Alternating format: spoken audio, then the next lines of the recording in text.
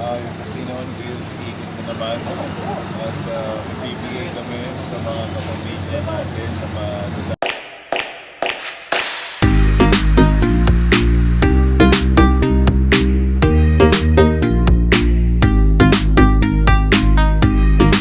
Kapamilya natin sa District 1, yung Casino on Wheels, ikot na naman.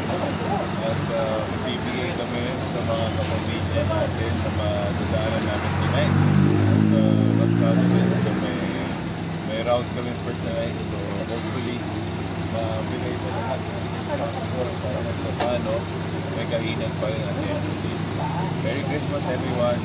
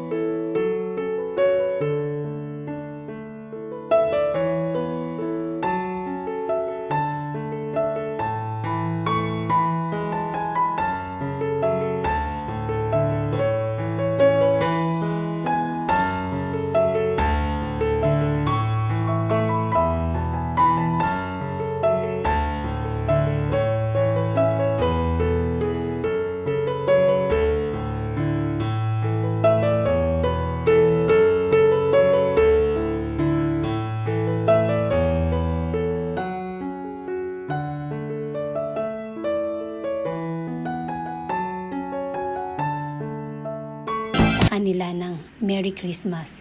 Ito po, isinare din ito sa social media na Instagram.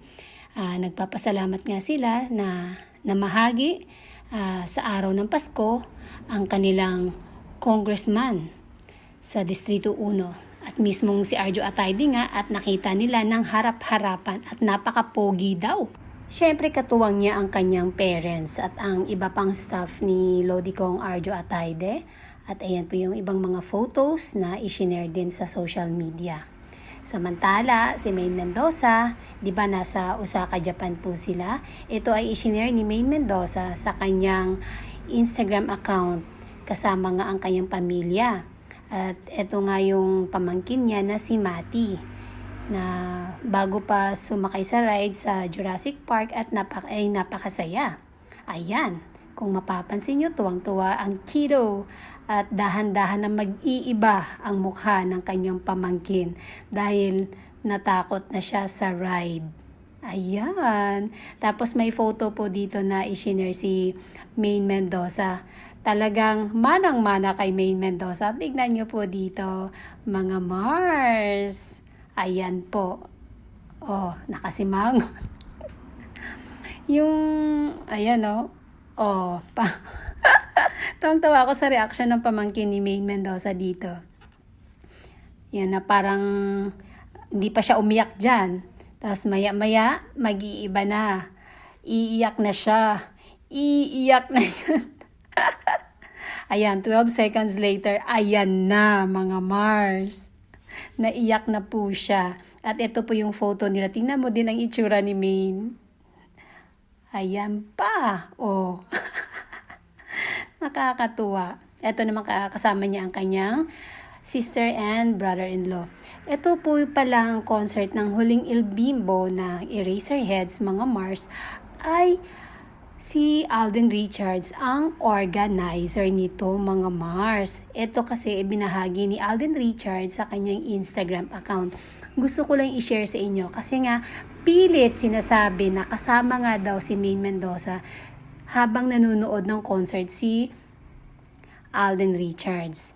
Si Alden Richards pala at ang kanyang team ay ang organizer ng huling El Bimbo, mga Mars. At successful nga naman ang pag-organize ng team. Ayan, kasama niya ang kanyang Daddy Bay ni Alden Richards. Kung mapapansin nyo, wala po si Maine Mendoza. Kaya tama na po ang pagpapakalat dahil never po magsasama si May Mendoza at Alden Richards unless na lang kung magkaroon sila ng project. Although magkatrabaho naman talaga sila dahil pareho silang product ng or artist ng GMA7. And that's it mga Mars. Thank you for watching. Once again, Merry Christmas po.